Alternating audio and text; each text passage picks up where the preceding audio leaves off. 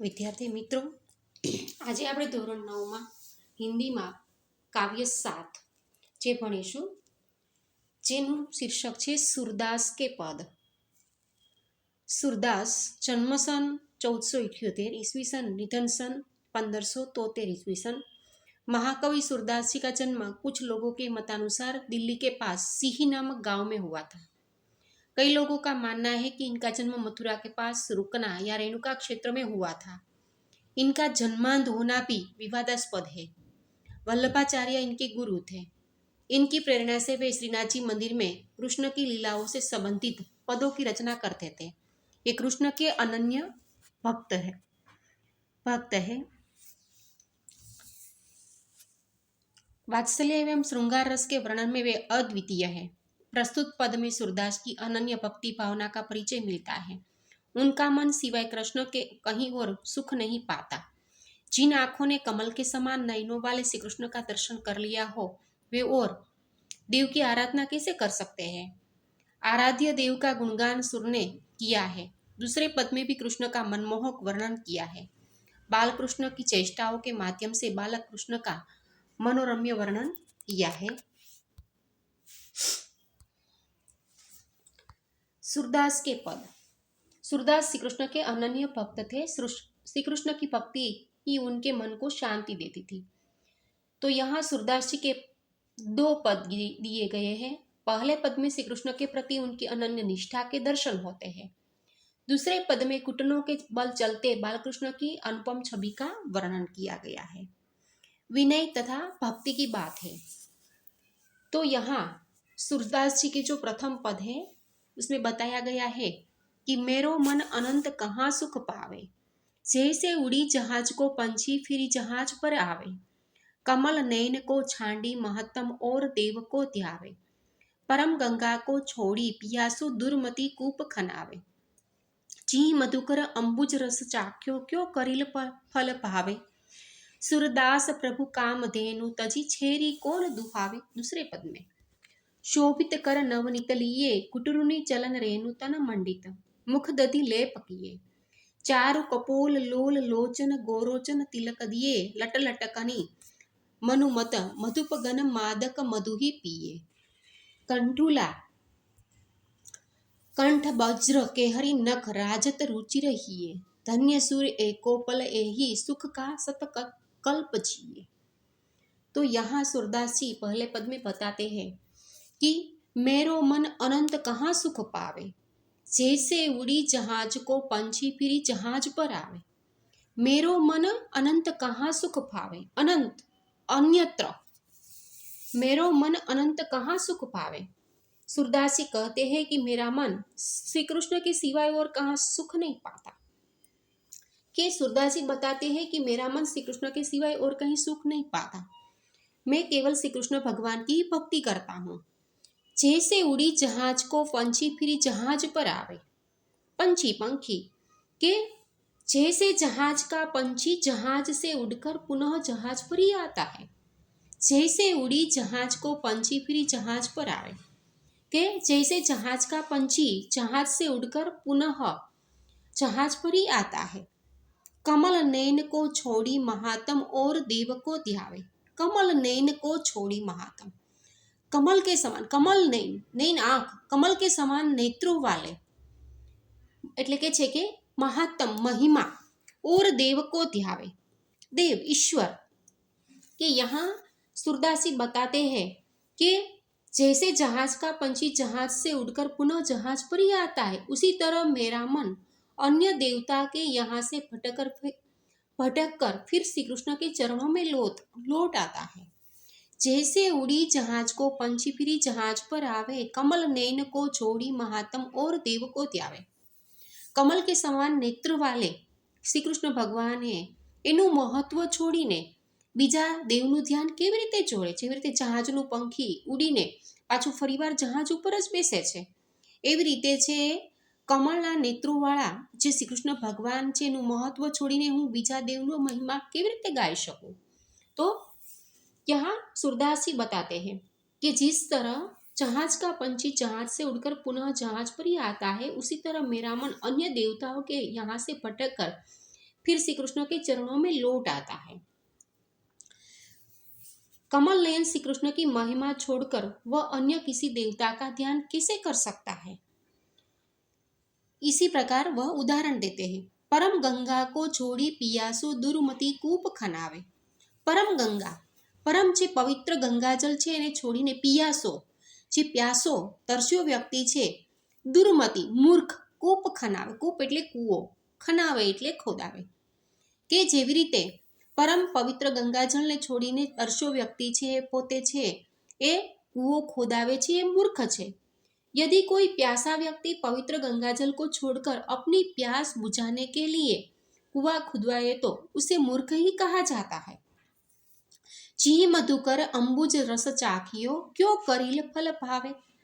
જી મધુકર અંબુજ રસ ચાખ્યો, જેણે કે છે કે પોતે કમળનો જે રસ, અંબુજ કમળનો રસ ચાખ્યો છે, ક્યો કરીલ ફલ ખાવે। કરીલ એક કંટીલા પૌતા કાંટાવાળું વૃક્ષ, કે જેણે પોતે છે એ પોતે કમળનો રસ ચાખ્યો છે એ કરેલ ફળ કેવી રીતે છે એ ચાખી શકે।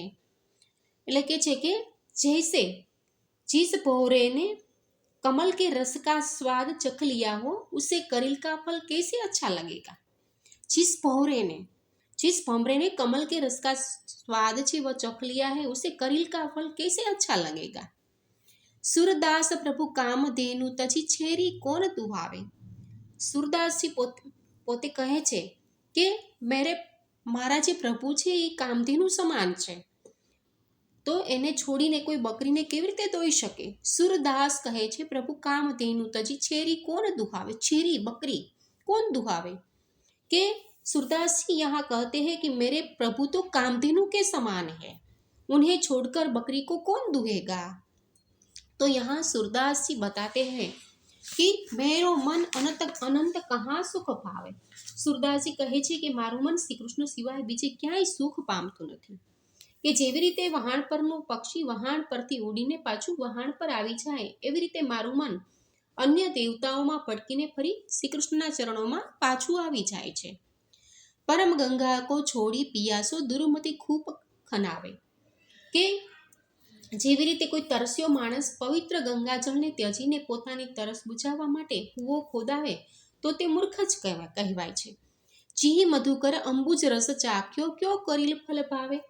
જે ભમરાએ કમળના રસનો સ્વાદ ચાખી લીધો હોય એને કેરડીનો સ્વાદ કેવી રીતે ગમે। सूरदास प्रभु कामधेनु तजी छेरी कोण दुहावे। सूरदासजी કહે છે કે મારા પ્રભુ તો કામધેનુ ગાય જેવા છે, એમને છોડીને બકરીને કોણ દોહે। બીજા દુહામાં શોભિત કર નવનીત લીએ કુટુરની ચલન રેણુતન મંડિત મુખ દધી લેપકીએ। ચારુ કપોલ લોલ લોચન ગોરોચન તિલક દિએ લટ લટકની મનુ મત મધુપગન માદક મધુહી પીએ। કઠુલા કંઠ વજ્ર કેહરી નખ રાજત रुचि रहिए धन्य सुर एकोपल एही सुख का सत कल्प जिए। शोभित कर नवनीत लिए, शोभित सुशोभित कर हाथ, नवनीत માખણ, ઘૂંટણની ચલન ઘૂંટણીએ ચાલે છે, રેણુ તન મંડિત એટલે કે છે રેણુ ધૂલ, તન મંડિત તન શરીર, મંડિત સુશોભિત મુખ મોઢું, દધી દહીં, ચારુ લેપ કીએ લેપ કરવો, ચારુ કપોલ ચારુ એટલે સુંદર, કપોલ ગાલ, લોલ લોચન લોલ એટલે એકદમ ચંચળ, लोचन नेत्र, गोरोचन तिलक दिए मस्तक पर तिलक करने का पीला द्रव्य, लट लटकनी मनुमत मधुपगन मादक मधु ही पिए। लट सिर के बालों का गुच्छा, मनु मानो मत मस्त, मधु भौरा, कठुला गन मादक मधु ही पिए। मादक मस्त, मधु ही मध पिए એટલે પીવું। कठुला कंठ वज्र केहरी नख राजत रुचि रहिए। कठुला कंठ चांदी की चौकिया, बंधन खाओर बज्जर बटू की माला, केहरी नख सिंह के नाखून, राजत सुशोभित, रुचिर सुंदर, धन्य सुर एकोपल इही सुख काशत सल कल्प जिए। यही यह का क्या सत शत 100 कल्प 4,32,00,000 वर्ष की अवधि। तो सूरदास जी दूसरे दोहे में बताते हैं, पद में बताते हैं, शोभित कर नवनीत लिए।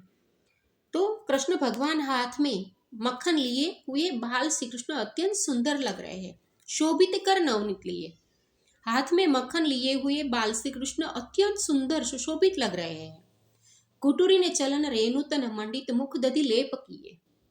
के कुटुरी चलन रेणुत, वे घुटनों के बल पर चल रहे हैं। कुटुर नहीं चलत, वे घुटनों के बल पर चल रहे हैं। रेणुतन मंडित, उनके शरीर पर धूल लगी हुई है। और मुख दधि लेप किए, मुख में मक्खन लगा हुआ है। कि यहाँ सूरदासी बताते हैं कि शोभित कर नवनीत ली, हाथ में मक्खन लिए हुए बाल श्री कृष्ण अत्यंत सुंदर लग रहे हैं। कुटरों चलन रेणुतन मंडित मुख दधि लेप किए, हाथ में मक्खन लिए हुए बाल श्री कृष्ण अत्यंत सुंदर लग रहे हैं। वे घुटन पर चल रहे हैं, उनके शरीर पर धूल लगी हुई है और मुख में मक्खन लगा हुआ है। चारु कपोल लोल लोचन गोरोचन तिलक दिए।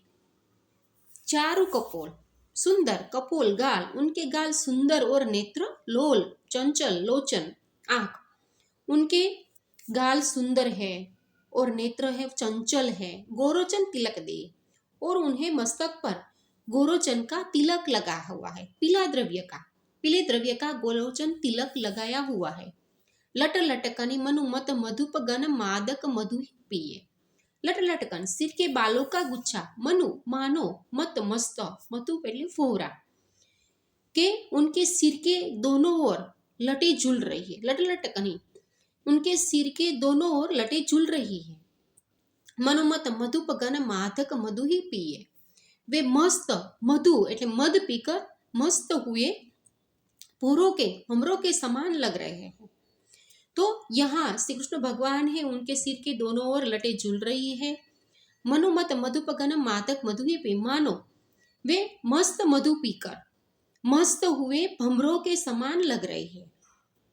कठुला कंठ वज्र केहरी नख राजत रुचि रही है। गले में श्री कृष्ण भगवान ने, बाल श्री कृष्ण भगवान ने गले में पहनी हुई चांदी की चौकियां, पहले के जमाने में चांदी की चौकियां पहनाती हुई थी कि नजर न लगे। यहाँ श्री कृष्ण भगवान ने चांदी की चौकियां पहनी हुई है। पछी वज्र केहरी नख, बंधन खा और बजर बटू की माला हृदय पर सुशोभित हो रही है। तो धन्य सुर एको पल यही सुख का सत कल्प जिए। तो सूरदास जी यहाँ बताते हैं, कहते हैं कि बाल कृष्ण की इस छवि को देखने का सुख एक पल के लिए भी कि मिल जाए तो भी जीवन धन्य हो जाए। कि सूरदास जी यहाँ बताते धन्य सुर एको पल ए ही सुख, कि बाल कृष्ण की इस छवि को देखने का सुख एक पल, एक क्षण के लिए भी मिल जाए तो भी जीवन धन्य बन जाता है। का सत कल्प जिए, फिर 100 कल्प तक जीने का कोई अर्थ नहीं। सतकल्प 100 कल्प 4,32,00,000 वर्ष की अवधि, तो फिर 100 कल्प तक जीने का कोई अर्थ ही नहीं रह जाता। ईश्वर का आत्म साक्षात्कार यहाँ ही हो जाता है। यहाँ बताते हैं, हाथ में माखण वाला बालकृष्ण अत्यंत सुंदर लागे छे। કૂટણી ચલન રેનું તન મંડિત મુખ દધી લેપકે કૂટણીએ ચાલી રહ્યા છે, એમના શરીર ઉપર ધૂળ ચોટેલી છે અને મોઢા પર માખણ લાગેલું છે। ચારુ કપોલ લોચન ગોરોચન તિલક દીએ, તેમના ગાલ સુંદર અને નેત્રો ચંચળ છે, તેમના માથા પર ગોરોચનનું તિલક લાગેલું છે। લટલટકની મનુમત મધુપગન માદક મધુહી પીએ, તેમના મસ્તકની બંને બાજુએ સરસ મજાની વાળની લટો ઝૂલી રહી છે। લટલટકની મનુમત મધુપગન માદક મધુહી પીએ, અને તેઓ મસ્ત મધ પીને મસ્ત થયેલા ભમરા સમાન દેખાય છે। કઠુલા કંઠ વજ્ર કેહરી નખ રાજત રુચિ રહીએ, અને પોતે ગળામાં પહેરેલી ચાંદીની ચોકીઓ, વાઘનખ અને બજરબટુની માળા હૃદય પર સરસ શોભી રહી છે। ધન્ય સુર એકો પલ એહી સુખ કાસત કલ્પ જીએ। સુરદાસી કહે છે કે બાળકૃષ્ણની આ છબી, આ પ્રતિમા જોવાનું સુખ ક્ષણભર માટે જો મને મળી જાય તો મારું જીવન છે ધન્ય બની જાય। કાસત કલ્પ જીએ, પછી 100 કલ્પ સુધી જીવવાનો કોઈ અર્થ નથી. જો ઈશ્વર એકવાર મળી જાય તો પછી 100 વર્ષ કે 100 કલ્પ જીવવાનો કોઈ અર્થ નથી. તો વિદ્યાર્થી મિત્રો, આ કાવ્ય છે સારી રીતે સમજી અને પછી એ કાવ્યના સ્વાધ્યાયના પ્રશ્નો પાકી બુકમાં લખવાના છે.